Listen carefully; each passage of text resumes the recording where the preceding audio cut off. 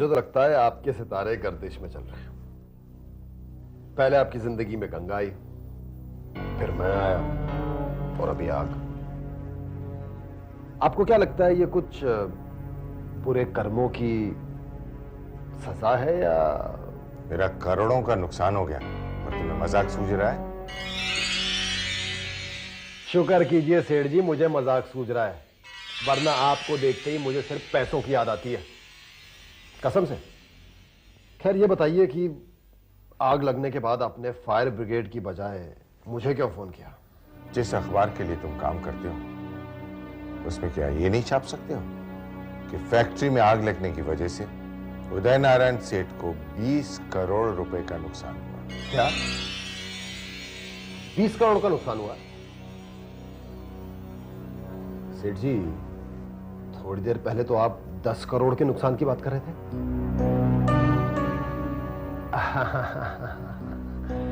इसका मतलब ये कि इंश्योरेंस कंपनी से आपको जो पैसे मिलने वाले हैं उसमें से आप 10 करोड़ मुझे दे देंगे। तुम्हारी हत्या करके तुम्हें शमशान पहुंचाने का खर्चा सिर्फ 15-20 हजार रुपए। 10 करोड़ देने की क्या जरूरत है? इसी बहाने तुमसे छुटकारा तो मिल जाएगा। सेठ जी, आप हमेशा ये खून खराबे की बातें क्यों करते हैं? मुझे तो लगता है आपने अपना बिजनेस एम्पायर लाशों पे खड़ा किया है। हाँ, ऐसा ही समझो। कसम से एक सबूत मिलने दीजिए, एक सबूत। इधर अखबार छपेगा और उधर आप मेरे लिए नोट छापेंगे। फिलहाल तो ये खबर छापी है और ये बिल भी। सेठ जी, मेरे पास थोड़े भी पैसे नहीं है। सुना है कि तुम बर्तन अच्छे धो लेते हो। सेठ जी, मां कसम मेरे पास पैसे नहीं है। अगर मैंने बर्तन धोए ना तो कल की हेडलाइन भी बदल जाएगी। बिजनेस में हमारा इतना बड़ा नुकसान होगा मैंने पहले कभी सोचा ही नहीं था पापा। फैक्ट्री जल गई, ऑर्डर्स कैंसिल हो गए, एक एक पल में हमारा इतना नुकसान हो रहा है, आप जानते हो। बेटे, तुम बिल्कुल फिक्र मत करो। जितना नुकसान हुआ है या होने जा रहा है ना, उससे कहीं ज्यादा रिकवरी होगी। वो कैसे? बेटे, हिसाब में तुम बहुत कमजोर हो। और न्यूज़पेपर में तुमने पढ़ा नहीं कि हमारा 20 करोड़ का नुकसान हुआ है? बस तो उसी की रिकवरी के लिए हम इंश्योरेंस कंपनी के पास जा रहे हैं। नुकसान से डबल कीमत मिलेगी और इसीलिए मुझे कोई अफसोस नहीं है। Come on, let's go. आओ, मीटिंग है उनके साथ। मिस्टर उदय, हमें आपके नुकसान का बेहद अफसोस है। और देखिए ना, मिनटों में 20 करोड़ का नुकसान हो गया। अब हो गया तो हो गया, क्या हो सकता है? वैसे आपने पूरे केस की इंक्वायरी तो कर ली है ना? जी हाँ, लेकिन बड़े अफसोस के साथ कहना पड़ रहा है कि कंपनी आपको एक नया पैसा नहीं देगी। What? ये कैसे हो सकता है? क्योंकि आपने प्रीमियम भरा ही नहीं और ना ही आपने पॉलिसी को कंटिन्यू किया। नहीं नहीं, ये नहीं हो सकता है। आप ये फाइल देख लीजिए सर।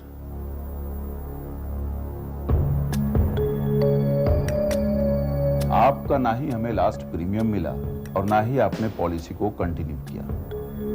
हमने आपको कई रिमाइंडर लेटर्स भी डाले, लेकिन आपने कोई जवाब नहीं दिया। तो हमें लगा कि शायद आपको किसी और कंपनी में दिलचस्पी है।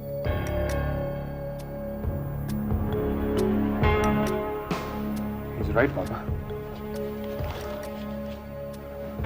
पॉलिसी लैप्स हो गई है।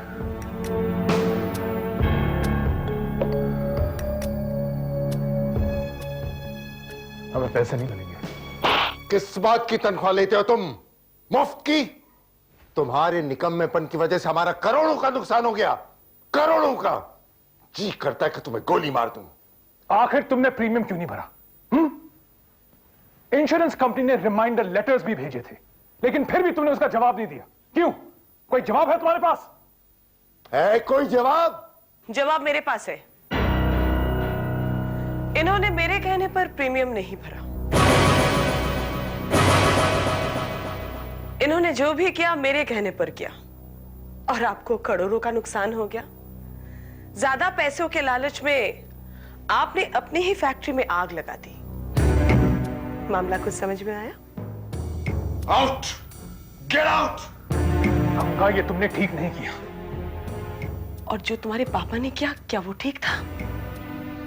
जो लड़ाई उन्होंने शुरू की, उसमें तो कुछ भी ठीक नहीं था अजय।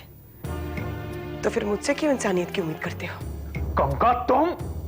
अरे अरे, तुम तो अभी से घबरा गए। आगे बहुत कुछ होने वाला है। एक काम करना, आज के बाद अपने पापा के आसपास रहना। पता नहीं कौन सा नुकसान उन्हें हॉस्पिटल तक पहुंचा दे। और बुरे वक्त में बेटा बाप के पास नहीं रहेगा तो और कौन रहेगा वो? हाँ सेठ जी, ताले का इस्तेमाल जरूर कीजिएगा। मुझे बहुत खुशी होगी। चलती हूं, जल्दी मिलूंगी। नमस्ते। बाय अजय।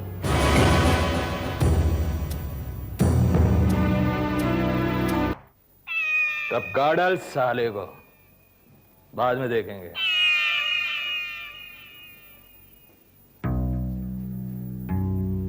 अरे तुम? बहुत बहुत धन्यवाद। इस काम में आपने मेरी मदद की।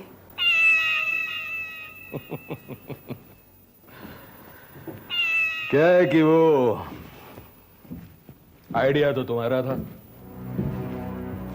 मैं तो सिर्फ उस पर अपना चाल चला। मेरे को अपना 50 लाख रुपए मिल गया और उस बेचारे मैनेजर को 1 लाख। रुपया तो लोग कमा ही लेते हैं, लेकिन बहुत कम लोग होते हैं जो दूसरे की तकलीफ को समझते हैं।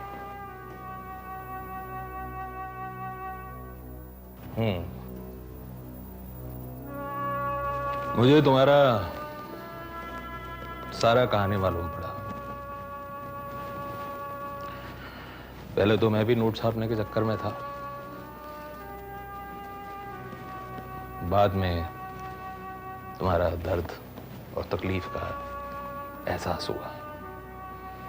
मैं तो पहले ही बोला था, टपकाए तो सेठ को सिर्फ 2 मिनट में। नहीं, दौलत की ताकत पर जिंदगी गुजारने वालों के लिए बर्बादी की तकलीफ मौत से भी ज्यादा भयानक होती है। उन्होंने मेरे बच्चे को मौत के मुंह में धकेल दिया। मैं उनका जीना हराम कर दूंगी।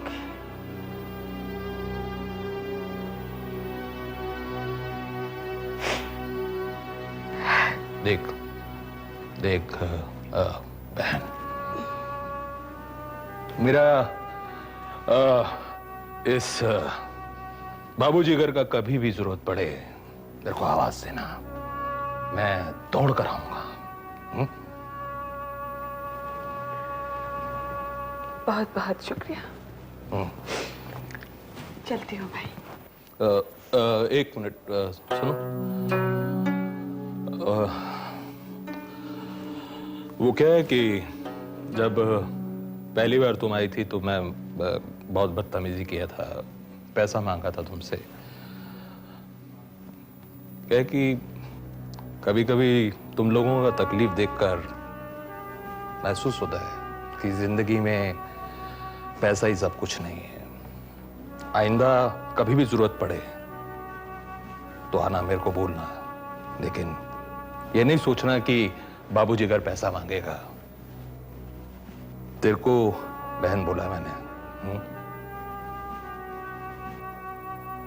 जा।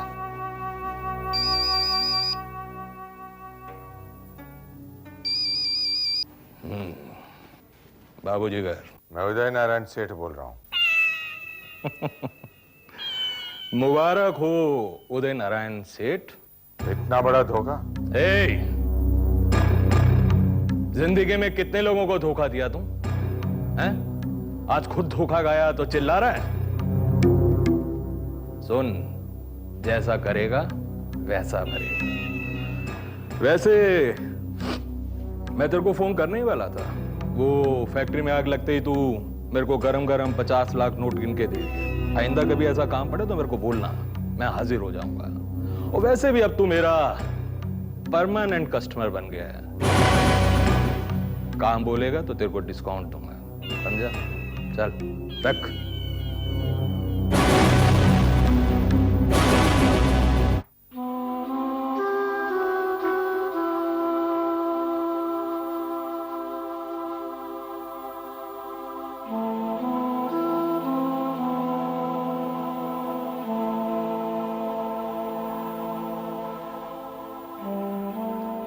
गंगा, जो तुमने किया, क्या क्या ऐसा करने से तुम्हें अभय वापस मिल जाएगा? ये कौन कह रहा है? अभय का पिता या उदय नारायण सेठ का बेटा? मुझे अभय का दर्द है और हमेशा रहेगा। इंसानियत के नाते या एक बाप होने के नाते? यकीनन गंगा, यकीनन अभय मेरा बेटा था। तुम्हें उसका दर्द होना चाहिए अजय, मेरी तरह। लेकिन ये तो कोई रास्ता नहीं ना। तो क्या रास्ता है? बताओ मुझे, क्या रास्ता है? बताओ अजय।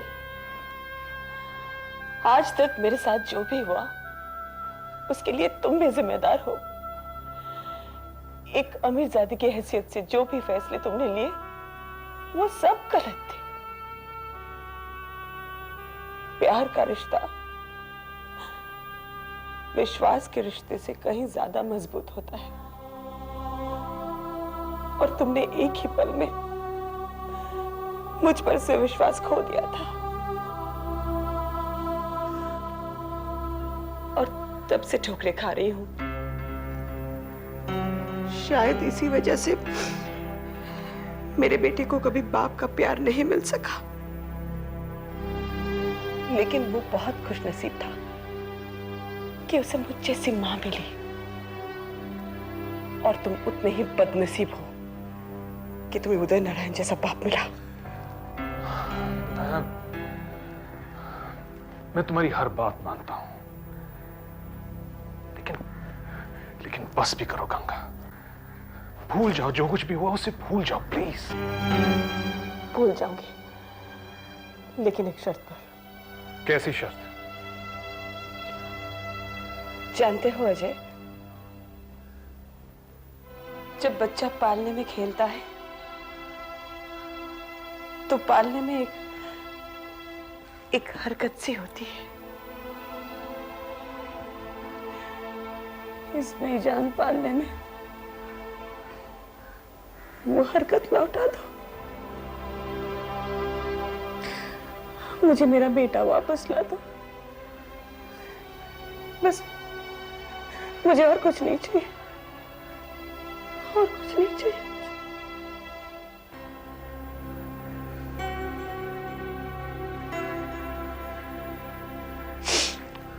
बोलो, मंजूर है शर्त?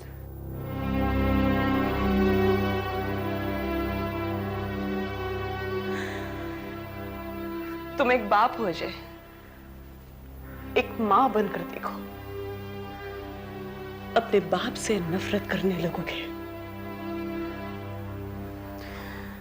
बदले के जिस रास्ते पर मैं निकल चुकी हूं वहां से वापस आना बहुत मुश्किल है। इसलिए आइंदा मुझसे ऐसी बातें मत करना।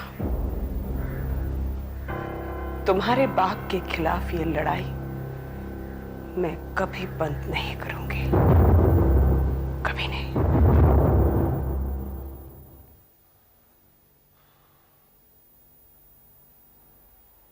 अजय बेटे, कब से तुम्हारा इंतजार कर रहे थे हम लोग। कहां चले गए थे? गंगा से मिलने। ये कहते हुए तुम्हें शर्म महसूस नहीं हो रही है? कैसी शर्म? क्या तुम्हें दोबारा याद दिलाना पड़ेगा कि गंगा ने हमें कितना नुकसान दिया? जानता हूं पापा, और यह भी जानता हूं कि उसने हमें बहुत बड़ा नुकसान देने का इरादा कर रखा है, और वो करेगी पापा। क्यों ना करे? उसके साथ तो नाइंसाफी हुई है। उसने तो कसम खा रखी है कि वो हमें बर्बाद करके छोड़ेगी। माफ कीजिएगा पापा, लेकिन गंगा ने फैक्ट्री में आग नहीं लगाई। उसने तो बस हमारी कमजोरी का फायदा उठाया है। वो जानती थी कि हमारे अंदर लालच, मक्कारी और बेईमानी कूट कूट कर भरी हुई है। गंगा ने इन्हीं चीजों का फायदा उठाया है और हम पर वार किया है, और हम बस उसका मुंह देखते रह गए हैं। और इसके जिम्मेदार सिर्फ आप है पापा, सिर्फ आप। अपने बाप का साथ देने के बजाय गंगा की तरफदारी कर रहे हो तुम। जब इंसान इंसाफ को पसंद करने लगता है ना, तो फिर वहां अपने और बेगाने नहीं चलते, वहां सिर्फ सच और झूठ चलता है। आप मेरे पिता है, मैं आपकी कदर करता हूं, लेकिन अगर हक और इंसाफ के मामले में आप दोषी हैं, मैं आपका साथ नहीं दूंगा पापा, कभी नहीं।